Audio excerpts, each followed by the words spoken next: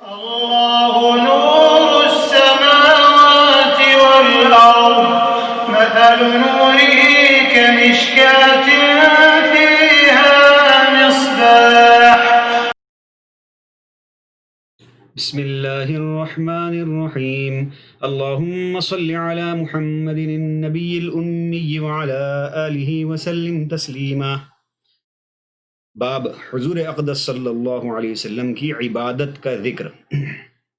اس باب میں بہت سی احادیث ہیں، اس لیے اس باب کو 3 حصوں میں ریکارڈ کیا جا رہا ہے۔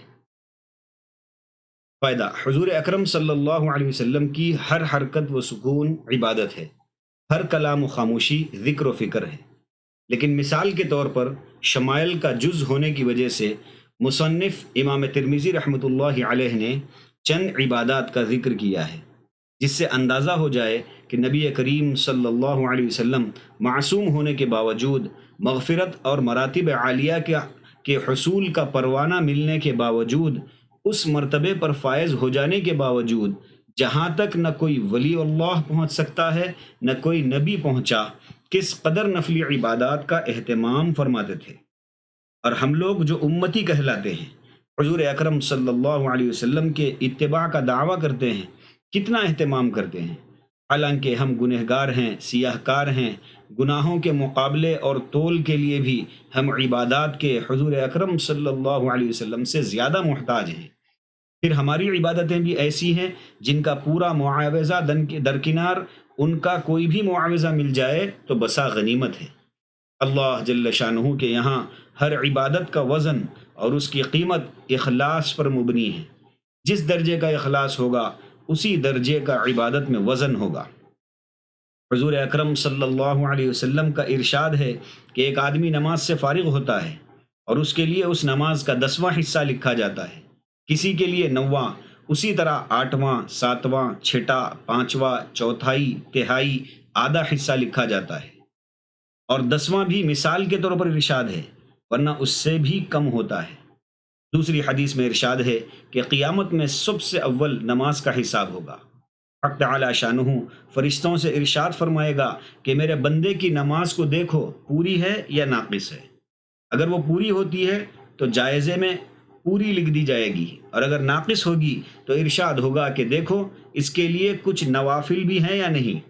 اگر نوافل ہوتی ہیں تو ان سے فرائض کی تکمیل کر دی جاتی ہے۔ اس کے بعد پھر اسی طرح دوسری عبادات، زکوٰۃ وغیرہ کا محاسبہ ہوتا ہے۔ ہم لوگوں کے فرائض جیسے ادا ہوتے ہیں وہ ہمیں بھی معلوم ہے۔ ایسی صورت میں کیا ضروری نہیں کہ نفلی عبادات نماز کے قبیلے سے ہوں، یا صدقات کے، یا اور دوسرے عبادات کے، نہایت کثرت و اہتمام اور اخلاص سے کی جائیں۔ عدالت میں پیشی کا وقت نہایت سخت ہے، اور ہمارے اعمال کے 2 نگران ہر وقت ہمارے ساتھ ہیں، اور اسی پر بس نہیں بلکہ آدمی کے بدن کا ہر جز اس عمل نیک یا بد کی گواہی دینے والا ہے جو اس سے صادر ہوئے ہیں۔ اسی لیے حضور اکرم صلی اللہ علیہ وسلم کا ارشاد ہے کہ انگلیوں پر کلمہ طیبہ اور تسبیحات کو گنا کرو کہ قیامت کے دن ان انگلیوں سے بھی محاسبہ ہوگا کہ اپنے اپنے اعمال بتائیں، اور ان کو گویائی عطا کی جائے گی۔ اور حضور اکرم صلی اللہ علیہ وسلم پر میرے ماں باپ قربان کہ آپ صلی اللہ علیہ وسلم کا نمونہ ہر چیز میں ہمارے سامنے ہے۔ اس باب میں 24 حدیثیں ہیں۔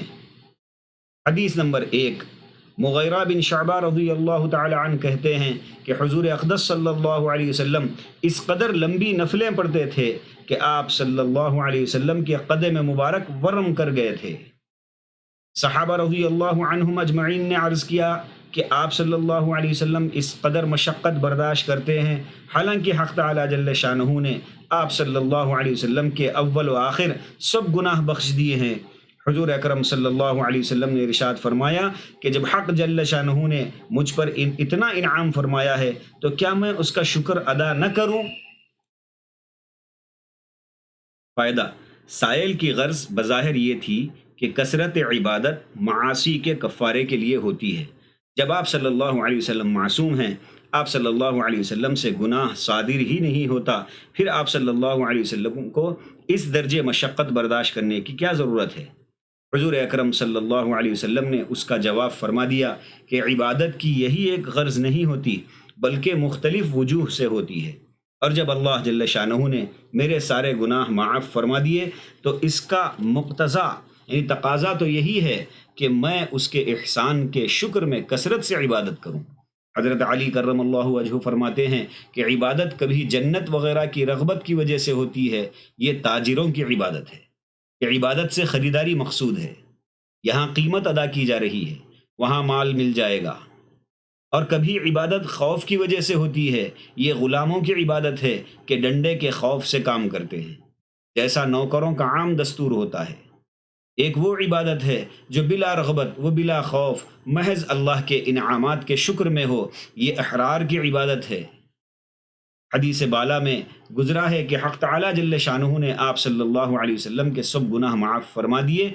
اس سے یہ شبہ ہوتا ہے کہ گناہ تو آپ صلی اللہ علیہ وسلم سے صادر ہوئے لیکن حق تعالی جل شانہ نے معاف فرما دیے، حالانکہ انبیاء علیہم الصلاۃ والسلام معصوم ہوتے ہیں، ان سے گناہ صادر ہی نہیں ہوتا۔ اس کے بہت سے جواب علماء نے مرحمت فرمائے ہیں جو اپنے موقعوں پر درج ہے، بالخصوص سورہ انا فتحنا کی تفسیروں میں مختلف جواب نقل کیے گئے ہیں۔ بندے کے نزدیک یعنی حضرت شیخ مولانا زکریا رحمۃ اللہ علیہ فرما رہے ہیں کہ میرے نزدیک سہل یعنی آسان یہ ہے کہ حسنات الابرار سیئات المقربین، یعنی نیک لوگوں کی خوبیاں مقربین کے لیے گناہ بن جاتے ہیں۔ ہر شخص کے گناہ اس کے درجے کے مناسب ہوتے ہیں۔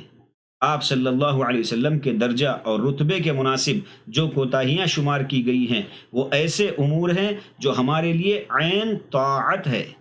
مثال کے طور پر دیکھ لیجئے کہ حضور اقدس صلی اللہ علیہ وسلم کافر سرداروں کے اسلام لانے کی توقع اور امید میں ان سے گفتگو فرما رہے تھے جو عین دین تھا۔ اس وقت ایک نابینا صحابی حضرت ابن مکتوم رضی اللہ عنہ نے آ کر کچھ بات کی جس کی بنا پر حضور اکرم صلی اللہ علیہ وسلم کو ان لوگوں کی اہمیت کی وجہ سے ان کا درمیان میں دخل دینا گراں ہوا۔ اس پر سورہ عبس میں حضور اکرم صلی اللہ علیہ وسلم پر تنبیہ ہوئی۔ اسی طرح جنگ بدر میں قیدیوں کے بارے میں حضور اقدس صلی اللہ علیہ وسلم نے غایت شفقت اور رحمت کی وجہ سے اس توقع پر کہ یہ لوگ مسلمان ہو جائیں یا ان کی نسل سے مسلمان پیدا ہوں فدیہ لے کر ان کو چھوڑ دیا، تو قرآن پاک میں اس پر تنبیہ ہوئی۔ غرض اس نوع کے واقعات ہیں جو حضور اکرم صلی اللہ علیہ وسلم کی علو شان کے لحاظ سے وہ تقصیر شمار کیے گئے ہیں۔ حدیث نمبر 2، حضرت ابو ہریرہ رضی اللہ تعالی عنہ کہتے ہیں کہ حضور اقدس صلی اللہ علیہ وسلم اس درجے نوافل پڑھا کرتے تھے کہ پاؤں پر ورم ہو جاتا تھا۔ کسی نے عرض کیا کہ آپ صلی اللہ علیہ وسلم پر اگلے پچھلے سب گناہوں کی معافی کی بشارت نازل ہو چکی ہے، پھر آپ صلی اللہ علیہ وسلم اس درجے کیوں مشقت برداشت فرماتے ہیں؟ آپ صلی اللہ علیہ وسلم نے ارشاد فرمایا، کیا میں شکر گزار بندہ نہ بنوں؟ فائدہ، حضرت عائشہ رضی اللہ تعالی عنہا سے بھی اس شکریہ کے بارے میں ایک مفصل روایت نقل کی گئی ہے۔ حضرت عطا رضی اللہ عنہ کہتے ہیں کہ میں نے ایک مرتبہ حضرت عائشہ رضی اللہ عنہا سے عرض کیا کہ حضور اقدس صلی اللہ علیہ وسلم کی کوئی عجیب ترین بات سنائیں۔ انہوں نے ارشاد فرمایا کہ حضور اکرم صلی اللہ علیہ وسلم کی کون سی بات ایسی تھی جو عجیب ترین نہ تھی؟ اس کے بعد فرمانے لگی، ایک رات کا قصہ ہے کہ سونے کے لیے مکان پر تشریف لائے اور میرے پاس میرے لحاف میں لیٹ گئے۔ لیٹتے ہی تھوڑی سی دیر میں فرمایا کہ چھوڑ، میں تو اپنے رب کی عبادت کروں۔ یہ فرما کر کھڑے ہو گئے، وضو کیا اور نماز کی نیت باندھ لی اور رونا شروع کر دیا، یہاں تک کہ سینے مبارک تک آنسو بہہ کر آنے لگے۔ اس کے بعد رکوع کیا، اس میں بھی روتے رہے، پھر سجدہ کیا، اس میں بھی روتے رہے، پھر سجدے سے اٹھے اور روتے رہے۔ غرض صبح تک یہی کیفیت رہی، حتیٰ کہ بلال رضی اللہ عنہ صبح کی نماز کے لیے بلانے کو آ گئے۔ میں نے عرض کیا کہ حضور اکرم صلی اللہ علیہ وسلم، آپ صلی اللہ علیہ وسلم اس قدر کیوں روئے؟ اللہ جل شانہ نے تو آپ صلی اللہ علیہ وسلم کے اگلے پچھلے سب گناہ معاف فرما دیے۔ تو آپ صلی اللہ علیہ وسلم نے فرمایا کہ تو میں خدا کا شکر گزار بندہ نہ بنوں؟ اس کے بعد ارشاد فرمایا کہ میں ایسا کیوں نہ کرتا حالانکہ آج مجھ پر یہ آیتیں نازل ہوئیں۔ اس کے بعد ان فی خلق السماوات والارض سورہ آل عمران کے آخر رکوع کی آیت تلاوت فرمائی۔ حدیث نمبر 3 نیز ابو ہریرہ رضی اللہ عنہ ہی سے مروی ہے کہ حضور اقدس صلی اللہ علیہ وسلم نماز اتنی طویل پڑھتے کہ آپ صلی اللہ علیہ وسلم کے قدم مبارک ورم کر آئے۔ آپ صلی اللہ علیہ وسلم سے عرض کیا گیا کہ آپ صلی اللہ علیہ وسلم اتنی طویل نماز پڑھتے ہیں، حالانکہ آپ صلی اللہ علیہ وسلم کے سب گناہ اولین و آخرین معاف ہو چکے ہیں۔ آپ صلی اللہ علیہ وسلم نے ارشاد فرمایا، کیا میں شکر گزار بندہ نہ بنوں؟ فائدہ: امام ترمذی رحمۃ اللہ علیہ نے اہتمام کی وجہ سے 3 طریقوں سے اس مضمون کو ذکر کیا۔ ان روایات پر ایک اشکال وارد ہوتا ہے، وہ یہ کہ نبی کریم صلی اللہ علیہ وسلم سے مختلف طریقوں سے طاقت سے زیادہ مجاہدات اور عبادات کی ممانعت وارد ہوئی ہے، لیکن حق یہ ہے کہ آدمی صرف عبادت کے لیے پیدا کیا گیا ہے۔ حق تعالیٰ جل شانہ نے قرآن شریف میں ارشاد فرمایا کہ میں نے جن و انس کو صرف اس لیے پیدا کیا ہے کہ وہ میری عبادت کریں۔ جب یہی اصل مقصد پیدائش کا ہے تو اس میں جتنا بھی اضافہ اور اہتمام اور زیادتی ہوگی وہ ممدوح اور پسندیدہ ہوگی۔ اس کے بعد زیادتی کی ممانعت جہاں جہاں وارد ہوئی ہے وہ عوارض کی وجہ سے ہے۔ جہاں کوئی عارض اور مانع پیش آ جائے گا وہاں غیر مستحسن ہو جائے گا۔ من جملہ ان عوارض کے اکتا جانا اور گھبرا کر بالکل ترک کر دینا مثل مشہور ہے کہ نہ بھاگ کر چلنا نہ اکھڑ کر گرنا۔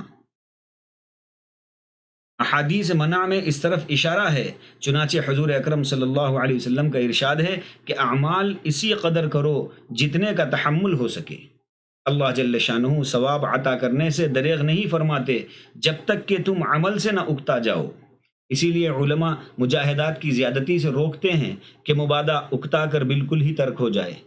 نبی کریم صلی اللہ علیہ وسلم کی شان اس سے بہت بلند تھی، وہاں اکتا جانے کا کیا احتمال پیدا ہو سکتا ہے؟ جبکہ حضور اکرم صلی اللہ علیہ وسلم کا ارشاد ہے کہ میری آنکھ کی ٹھنڈک نماز میں ہے، اور کیوں نہ ہوتی جبکہ نماز اللہ کے ساتھ راز و نیاز ہے، تو حضور اکرم صلی اللہ علیہ وسلم جیسے مخلص بندے کے لیے آقا کے ساتھ سرگوشی میں جتنی بھی لذت ہو قرین قیاس ہے۔ اکتاوے وہ جو اس لذت سے محروم ہو۔ اسی طرح دوسرا مانع جو احادیث میں وارد ہوا ہے حقوق لازمہ کی ادا میں کوتاہی ہے، کہ مجاہدات کی کثرت سے ضعف پیدا ہو کر حقوق میں کوتاہی ہوگی۔ حضور اکرم صلی اللہ علیہ وسلم کے یہاں یہ سوال بھی پیدا نہیں ہوتا، اس لیے کہ جو قدسی ذات ان مجاہدات اور تقلیل طعام وغیرہ پر بھی ایک دفعہ میں 9 بیویوں سے صحبت کر سکتا ہے، وہاں ضعف کا کیا سوال؟ اسی طرح دیگر عوارض کا حال ہے جو حضور اکرم صلی اللہ علیہ وسلم کے یہاں منتفد ہے، اس لیے ان جیسی روایات پر کوئی اشکال نہیں ہے۔ حدیث نمبر 4 حضرت اسود رضی اللہ عنہ کہتے ہیں کہ میں نے حضرت عائشہ رضی اللہ تعالی عنہا سے حضور اقدس صلی اللہ علیہ وسلم کی رات کی نماز یعنی تہجد اور وتر کے متعلق استفسار کیا کہ حضور اکرم صلی اللہ علیہ وسلم کا کیا معمول تھا۔ انہوں نے فرمایا کہ حضور صلی اللہ علیہ وسلم عشاء کی نماز کے بعد شب کے نصف اول میں استراحت فرماتے تھے، اس کے بعد تہجد پڑھتے رہتے تھے یہاں تک کہ اخیر شب ہو جاتی، تب وتر پڑھتے، اس کے بعد اپنے بستر پر تشریف لے آتے۔ اگر رغبت ہوتی تو اہل کے پاس تشریف لے جاتے یعنی صحبت کرتے، پھر صبح کی اذان کے بعد فوراً اٹھ کر اگر غسل کی ضرورت ہوتی تو غسل فرماتے، ورنہ وضو فرما کر نماز کے لیے تشریف لے جاتے۔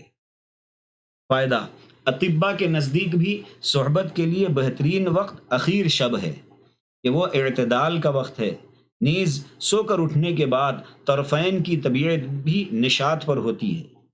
اول شب میں پیٹ بھرا ہوا ہوتا ہے، ایسی حالت میں صحبت مضر ہوتی ہے اور بھوک کی حالت میں زیادہ مضر ہے۔ اخیر شب کا وقت اس لحاظ سے بھی اعتدال کا ہوتا ہے، لیکن یہ سب طبی مصالح ہیں، شرعاً جواز ہر وقت حاصل ہے۔ نبی کریم صلی اللہ علیہ وسلم بھی اول شب اور دن کے مختلف اوقات میں صحبت کرنا ثابت ہے۔ البتہ بعض مشائخ نے لکھا ہے کہ عین نماز کے وقت اگر صحبت کی جائے اور اس سے حمل ٹھہر جائے تو وہ اولاد والدین کی نافرمان ہوتی ہے۔ حدیث نمبر 5، حضرت ابن عباس رضی اللہ تعالی عنہ فرماتے ہیں کہ میں ایک رات لڑکپن میں اپنی خالہ حضرت میمونہ ام المؤمنین رضی اللہ تعالی عنہا کے یہاں سویا۔ حضور اقدس صلی اللہ علیہ وسلم اور ان کے اہل تکیہ کے طولانی حصے پر سر رکھے ہوئے تھے اور میں تکیے کے چوڑان پر سر رکھے ہوئے تھا۔ قاضی عیاض وغیرہ حضرات نے بجائے تکیے کے بسترے کا ترجمہ فرمایا ہے، لیکن جبکہ لفظ کا اصل ترجمہ تکیہ ہی کا ہے اور تکیہ مراد لینے میں کوئی بعد بھی نہیں ہے، تو پھر بستر مراد لینے کی ضرورت نہیں کہ مثلاً تکیے کی لمبائی پر حضور اقدس صلی اللہ علیہ وسلم سر مبارک رکھ کر قبلے کی طرف منہ کر کے لیٹ گئے، اور ابن عباس رضی اللہ عنہ تکیے کے چوڑان پر سر رکھ کر یعنی قبلے کی طرف سر کر کے لیٹ گئے ہوں۔ حضور اقدس صلی اللہ علیہ وسلم اپنی اہل سے تھوڑی باتیں فرمانے کے بعد سو گئے اور تقریباً نصف رات ہونے پر اپنے چہرے مبارک پر ہاتھ پھیر کر نیند کے آثار کو دور فرمانے لگے۔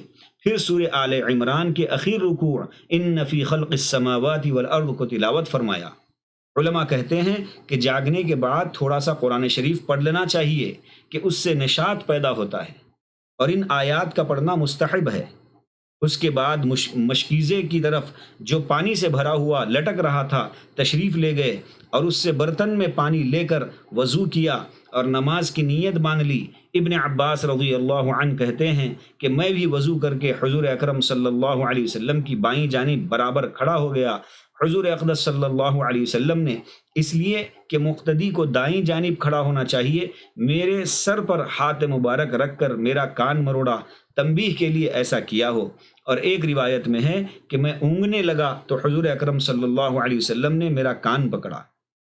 ایک روایت میں ہے کہ کان پکڑ کر دائیں جانب کو کھینچا تاکہ سنت کے موافق امام کے دائیں جانب کھڑے ہو جائیں۔ پھر حضور اقدس صلی اللہ علیہ وسلم 2 رکعت پڑھتے رہے۔ معاً جو اس روایت کے راوی ہیں وہ کہتے ہیں کہ 6 مرتبہ حضور اکرم صلی اللہ علیہ وسلم نے 2 رکعت پڑھی، گویا 12 رکعت ہو گئی۔ ملا علی قاری رحمۃ اللہ علیہ نے لکھا ہے کہ امام اعظم ابو حنیفہ رحمۃ اللہ علیہ کے نزدیک تہجد کی 12 رکعتیں ہیں۔ پھر وطر پڑھ کر لیٹ گئے۔ صبح نماز کے لیے جب بلال رضی اللہ عنہ بلانے آئے تو 2 رکعت سنت مختصر قرأت سے پڑھ کر صبح کی نماز کے لیے تشریف لے گئے۔ فائدہ: نبی کریم صلی اللہ علیہ وسلم سے تہجد کی مختلف رکعات نقل کی گئی ہیں جو مختلف اوقات کے اعتبار سے ہیں کہ وقت میں گنجائش زیادہ ہوئی تو زیادہ پڑھ لیں ورنہ کم پڑھ لیں۔ کوئی خاص تحدید تہجد کی رکعات میں ایسی نہیں ہے جس سے کم و بیش جائز نہ ہو۔ بسا اوقات نبی کریم صلی اللہ علیہ وسلم باوجود وسیع وقت ہونے کے بھی رکعات کم پڑھتے تھے، البتہ ان میں قرآن پاک کی تلاوت زیادہ مقدار میں فرماتے تھے، جیسا کہ اسی باب کی مختلف احادیث میں یہ مضامین آ رہے ہیں۔ حدیث نمبر 6، حضرت ابن عباس رضی اللہ عنہ کہتے ہیں کہ حضور اقدس صلی اللہ علیہ وسلم تہجد مع وطر کبھی 13 رکعات پڑھا کرتے تھے۔ فائدہ: یعنی 10 رکعت تہجد اور 3 رکعت وطر۔ بعض علماء نے ان میں صبح کی 2 سنتیں شمار کی ہے۔ اس صورت میں 8 رکعت تہجد کی ہوئی۔ حدیث نمبر 7، حضرت عائشہ رضی اللہ تعالی عنہا فرماتی ہیں کہ حضور اقدس صلی اللہ علیہ وسلم جب کبھی کسی عارض کی وجہ سے رات کو تہجد نہیں پڑھ سکتے تھے تو دن میں چاشت کے وقت 12 رکعتیں پڑھ لیا کرتے تھے۔ فائدہ: اگر حضور اکرم صلی اللہ علیہ وسلم پر تہجد فرض تھا تو قضا ظاہر ہے، اور اگر فرض نہیں تھا تب بیان افضلیت کے لیے قضا فرماتے تھے۔ مسلم شریف میں حضرت عمر رضی اللہ عنہ کی روایت سے حضور اکرم صلی اللہ علیہ وسلم کے یہ ارشاد بھی وارد ہے کہ جو شخص اپنا ورد اور معمول رات کو پورا نہ کر سکے اس کو چاہیے کہ صبح کے بعد سے دوپہر تک کسی وقت پورا کر لے۔ یہ ایسا ہی ہے گویا رات ہی کو پورا کر لیا۔ اسی سے مشائخ سلوک کا یہ معمول ماخوذ ہے کہ ذکر وغیرہ اگر رات کو پورا نہ ہو سکے تو صبح کے وقت اس کو پورا کر لے، وقت گزر جانے کی وجہ سے بالکل ترک نہ کر دے کہ پھر نفس اس کا عادی ہو جاتا ہے۔ حدیث نمبر 8، حضرت ابو ہریرہ رضی اللہ تعالی عنہ کہتے ہیں کہ حضور اقدس صلی اللہ علیہ وسلم نے یہ ارشاد فرمایا کہ جب رات کو تہجد کے لیے اٹھو تو شروع میں اول 2 مختصر رکعتیں پڑھ لو۔ فائدہ، تاکہ شروع ہی سے طویل رکعتیں شروع کرنے سے تھکان نہ ہو جائے۔ بعض علماء نے لکھا ہے کہ یہ 2 رکعتیں تحیۃ الوضو ہوتی تھیں اور تحیۃ الوضو کا مختصر پڑھنا اولا ہے، اس لیے ان کو مختصر پڑھنے کا ارشاد ہے، اور حضور اکرم صلی اللہ علیہ وسلم بھی مختصر پڑھتے تھے۔ حافظ ابن حجر رحمۃ اللہ علیہ نے شرح بخاری میں بھی ایک لطیف بات لکھی ہے۔ وہ کہتے ہیں کہ حدیث میں آتا ہے کہ جب آدمی سوتا ہے تو شیطان اس کے بالوں میں 3 گرہیں جادوگر کی طرح سے لگاتا ہے، جن میں یہ افسوں ہوتا ہے کہ ابھی تو رات بہت ہے اور سوتا رہوں۔ جب آدمی اٹھ کر اللہ کا پاک نام لیتا ہے، یعنی کوئی دعا وغیرہ پڑھتا ہے، تو ایک گرہ کھل جاتی ہے، اور جب وضو کرتا ہے تو دوسری گرہ کھلتی ہے، اور جب نماز پڑھتا ہے تو تیسری کھلتی ہے۔ چونکہ اس حدیث سے معلوم ہوتا ہے کہ تیسری گرہ نماز پڑھنے پر کھلتی ہے، اس لیے 2 رکعت مختصر طور پر پڑھنے کا حکم ہے تاکہ وہ تیسری گرہ بھی کھل جائے، اور پھر ساری نماز شیطان کے اثر سے محفوظ ہونے کے بعد پڑھی جائے۔ نبی کریم صلی اللہ علیہ وسلم شیطان کے تسلط سے گو محفوظ تھے، مگر حضور اکرم صلی اللہ علیہ وسلم کا معمول امت کی تعلیم کے لحاظ سے ایسے امور کی رعایت فرمانے کا تھا جن کی امت کو احتیاج یعنی ضرورت ہو۔ اس لیے نبی کریم صلی اللہ علیہ وسلم بھی بسا اوقات ان مختصر رکعتوں کو پڑھتے تھے، جیسا کہ بعض روایات میں وارد ہے۔ اللہ سبحانہ وتعالی ہم تمام کو نبی پاک صلی اللہ علیہ وسلم کی سنتوں پر چلتے ہوئے زندگی گزارنے کی توفیق نصیب فرمائے۔ نبی پاک صلی اللہ علیہ وسلم کے دست مبارک سے حوض کوثر سے جام کوثر نصیب فرمائے۔ آپ صلی اللہ علیہ وسلم کا پڑوس ہم کو ہمیشہ کی آخرت کی زندگی میں نصیب فرمائے۔ وآخر دعوانا ان الحمد للہ رب العالمین۔